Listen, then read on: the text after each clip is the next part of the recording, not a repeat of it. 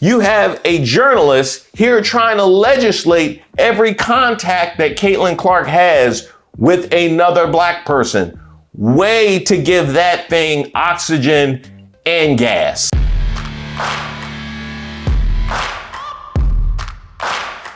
Welcome to Racist of the Week. My name is Reese Waters. Now, this is where we expose the stupidity and hypocrisy of discrimination in hopes we can build a more perfect union. And also laugh. As usual, I would like to thank today's sponsor, Racism. And don't forget to like and subscribe to the page, and definitely leave me any possible suggestions for nominees in the comments. You can email me at reese@reesewaters.com. Today's nominee, Caitlin Clark fans.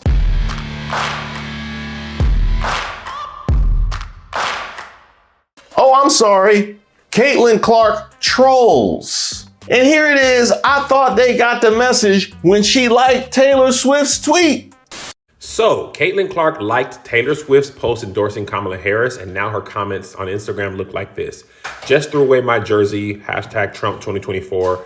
I noticed you liked Taylor Swift endorsement posts of Camille and Tampon Tim. I figured you were more based and more aware. Bummer. Just play basketball and build your brand, a brand that the entire country can love. Stay out of politics. Your brand will suffer. You are young. Ask your close friends and family for advice. Definitely should have stayed out of politics, Caitlin Clark. Loved watching you, but now I refuse after seeing you support Taylor Swift and Kamala. Please don't get sucked into politics. Taylor Swift is fully endorsing candidates that want to allow children to be surgically or chemically treated to change their bodies permanently without parental consent. Do your own research. Think she's a phenomenal entertainer and talent otherwise. We lost another great baller, one of the best I've seen as a woman. I only started watching because of her outstanding skills, but now she's involved in the politics of the Democrats. I'm moving on to something else. You are a female athlete. Why would you support a party that are allowing men to play women's sports? You just couldn't keep your politics out of sports. You've lost millions of supporters. Trump 2024. Dang, supporters you when all the liberal WNBA were against you, but can't support someone that is voting for Kamala, whose policies will hurt the future generation's ability to own a house or get a high-paying job. Was just starting to finally pay some attention to the WNBA because somebody was actually worth watching, then you caved. Bae, why are you a Democrat? Them folks told you to shut up and dribble, huh? That's crazy. Crazy. All this over Instagram like. Do you think Caitlin Clark supporting Kamala Harris, will that break the spell, the hold that Caitlin Clark has on me? At Friday's news conference following the conclusion of the Indiana Fever season, rookie Caitlin Clark and head coach Christie Sides condemned the racist rhetoric that many WNBA players said that they've experienced this season.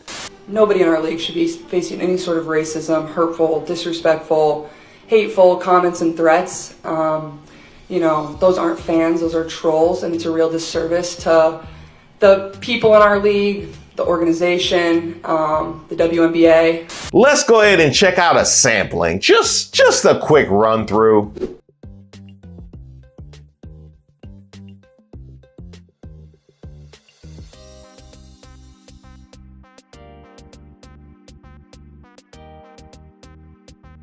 And here I thought it was about the love of the game.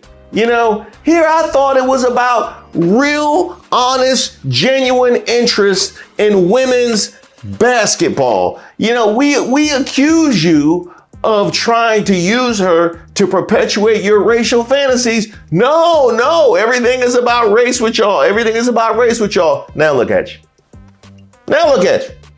Huh?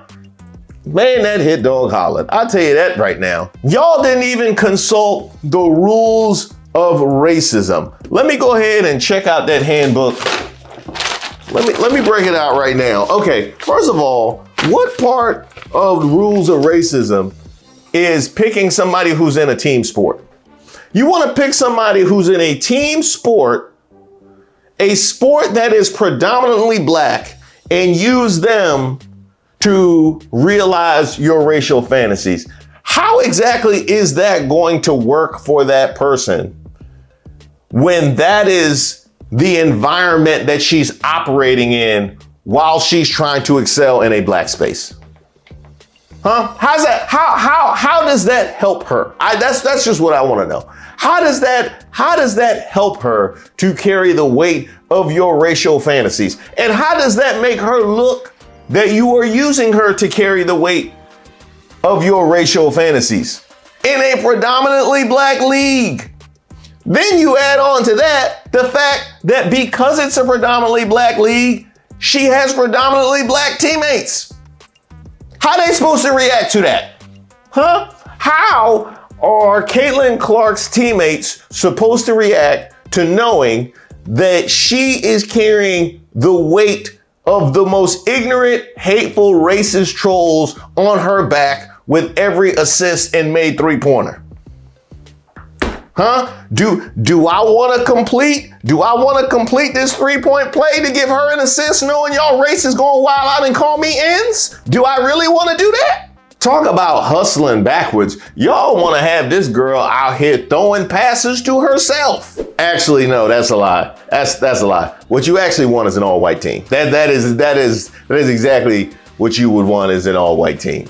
The online targeting of WNBA players reached a tipping point during the postseason after the Connecticut Sun eliminated the Fever in the first round of the playoffs on Wednesday. Sun veteran Alyssa Thomas pointed to the Indiana Fever fan base as directing hateful comments at her and her teammates. Sun guard Dejanay Carrington shared online before Game 2 against the Fever an email she received from an anonymous source that included threatening and racist language. Let's just call it a threatening and racist email. That's what it was. This all came because Carrington inadvertently poked Clark in the eye during Game 1 between the Sun and the Fever.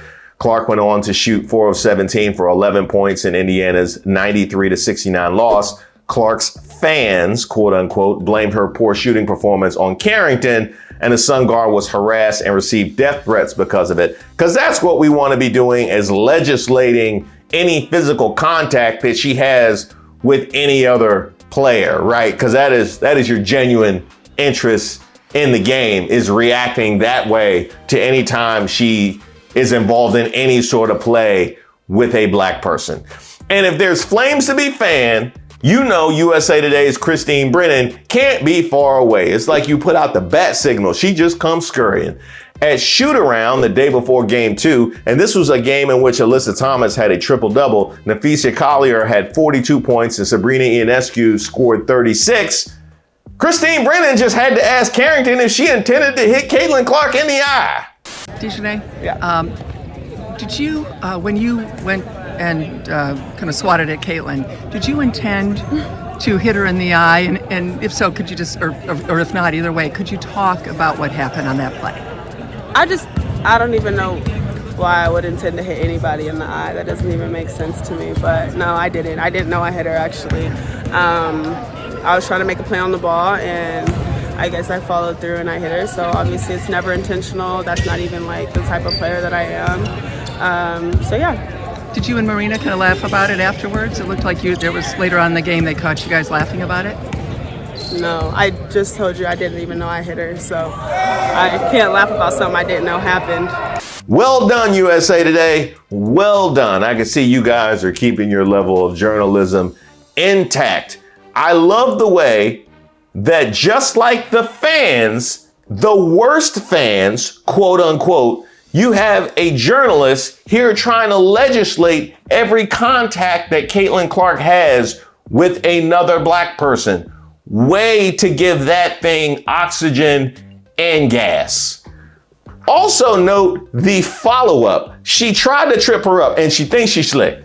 She thinks she's slick. You saw that. She just said it was an accident, but then she wanted to ask her about laughing about it. You think, see, yeah, no. They need to come for her, huh? Oh, they did? All right. On Friday, the WNBA, which is the Women's National Basketball Players Association, released a statement that called Brennan out by name. Oh, you gotta love that justice. The union called Brennan unprofessional and said she tried to bait a professional athlete into participating in a narrative that is false and designed to fuel racist, homophobic, and misogynistic vitriol on social media. Quote, I think in my 11-year career, I've never experienced the racial comments like those from the Indiana Fever fan base, Thomas said. It's unacceptable, honestly, and yeah, there's no place for it. We've been professional throughout the whole entire thing, but I've never been called the things that I've been called on social media, and there's no place for it. Now, I do want to holler at the Indiana Fever fans because I've had this conversation with regards to men's teams, how exactly it goes for you as a fan base to antagonize a pool of players that comprise the majority of those in the league? Like, how exactly does that help the Indiana Fever, assuming you are an Indiana Fever fan, and that's probably giving you way too much credit? I'm wondering how that helps the Indiana Fever for the black players to have the perception that y'all are racist. How's that gonna go? Because at the end of the day, you want Caitlin Clark to be your GOAT, right? You gonna need her to go deep in the playoffs, win some championships, this, that, and the other thing. She gonna, oh, the all-white team. That's right, you want the all-white team. Okay, so you would rather her lose until you get your all-white team. Is that what I'm getting? I'm assuming that's the case. At least on the men's side of things, you could say, well, some brothers will take the money. And regardless, you know, nobody's going to leave that pot of gold unclaimed. And if they have to deal with racial slurs because of it, that's what it is. But in the WNBA, quote, basketball is headed in a great direction, but nah, we don't want fans that are going to degrade us and call us racial names. That was Thomas, by the way. She also said the Fever should start checking their fans and also called on the WNBA to do more to protect its players. Amen. Sun coach Stephanie White said the toxicity her players have experienced, as well as players around the league, is unacceptable, but also a reflection of society. She specifically mentioned racism, sexism, homophobia, and transphobia as issues that plague the country. Now, the WNBA released a statement on Wednesday also condemning hateful comments towards players. The WNBA is a competitive league with some of the most elite athletes in the world. While we welcome a growing fan base, the WNBA will not tolerate racist, derogatory, or threatening comments made about players, teams, and anyone affiliated with the league. League security is actively monitoring threat-related activity and will work directly with teams and arenas to take appropriate measures, to include involving law enforcement as necessary. White said the media should not allow online trolls to become the story and potentially fuel harmful narratives.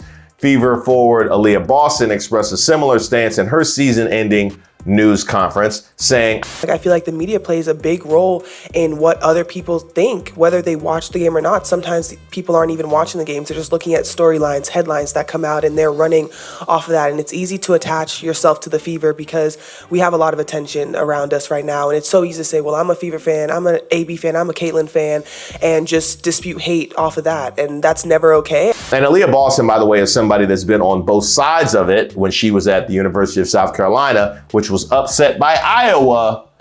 They all of a sudden were the vanquished team in the movie that got beat by the White Knight. Now she's in a position of playing with Caitlin Clark as she has the weight of your racial fantasies on her back.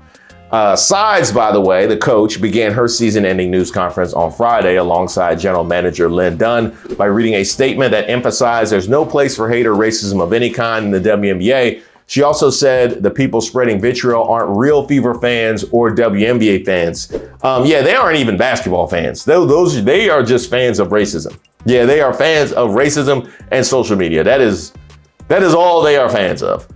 Clark, who won the WNBA Rookie of the Year award, mentioned in June that people shouldn't be using her name to push any hateful agendas. The number one pick broke several records throughout her first season and continues to bring unprecedented viewership ratings and attendance to women's basketball. Quote, there are a lot of really good fans, whether they've been fans for 20 plus years or whether they're new fans in our league. I think continuing to uplift this league in a very positive light is the best thing we can do because there's so many great players, there's so many great teams, and there's so many positive storylines that can be written and celebrated. And for me, that's why I became a fan. As far as Caitlin Clark is concerned, I've outlined my feelings in my prior video.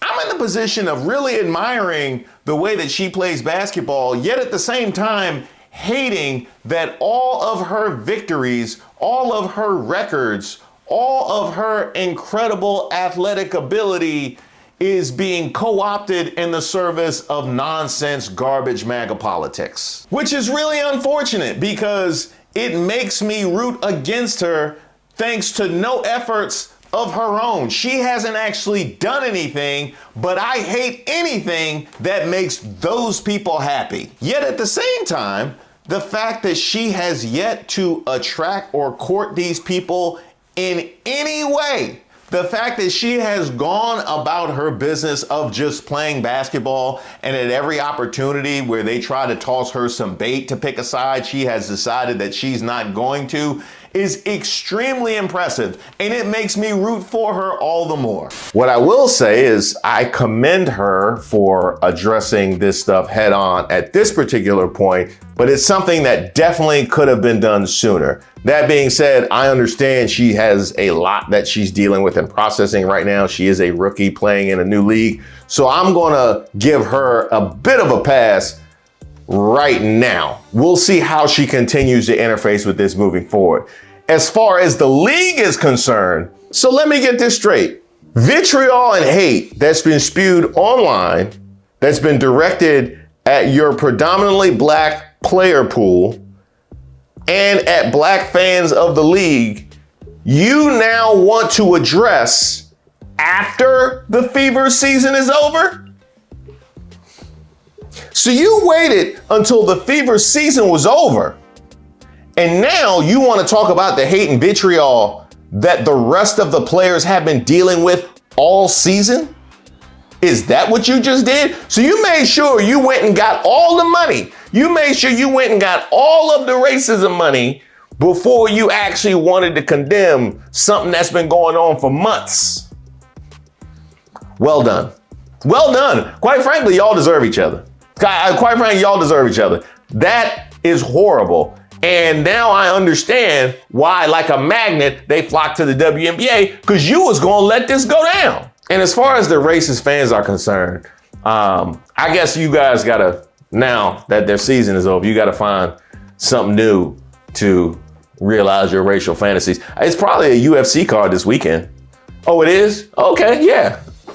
I'll see y'all over there. I'm the African fighter in the UFC.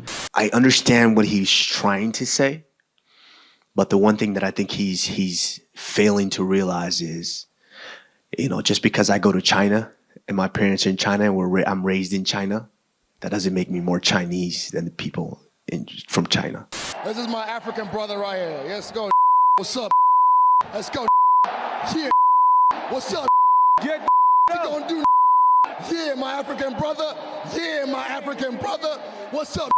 I'm African, but I ain't no brother of yours, son.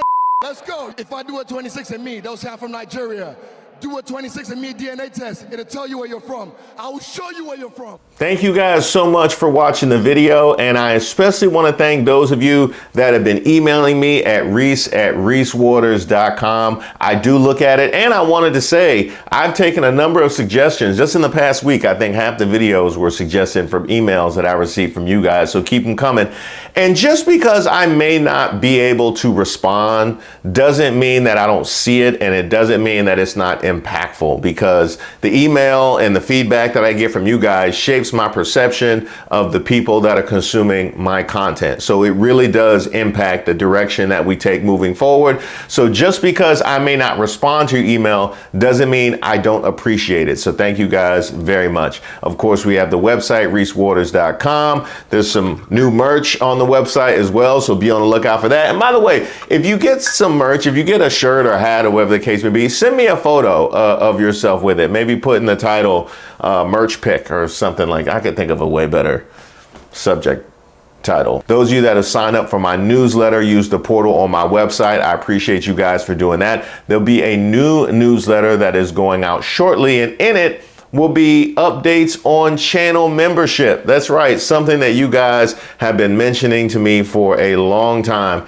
We're finally on the precipice of it, so you can get all the details and the membership. Again, you can sign up on my website or send me an email at Reese@ReeseWaters.com. There is so much on the horizon, and I, for one, am extremely grateful that you're along with me on this ride.